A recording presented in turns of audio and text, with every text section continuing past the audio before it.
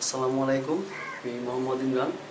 2008 সালে ঢাকার শহীদ সোহরাওয়ার্দী কলেজ থেকে ইন্টারমিডিয়েট পাস করি।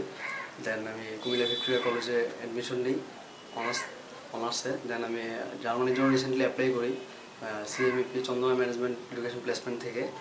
অ্যান্ড এখান থেকে আমি যে ধরনের সাপোর্ট পেয়েছি তা ডেফিনেটলি আই হোপ যে কোনো স্টুডেন্টের জন্য অনেক বিশাল একটা অ্যাচিভমেন্ট।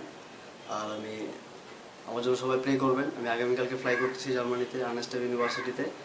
আর এখান থেকে আমি আমার স্যার, রেহানা ম্যাডাম, কাউসার ভাই সবার কাছ থেকে যে ধরনের সাপোর্ট পাইছি, সে ধরনের সহযোগিতা পাইছি, ডেফিনেটলি সেটা আমার জন্য অনেক বড় অ্যাচিভমেন্ট। অ্যান্ড যে কোনো স্টুডেন্টের জন্য এটা অনেক বিশাল একটা ব্যাপার আমি মনে করি।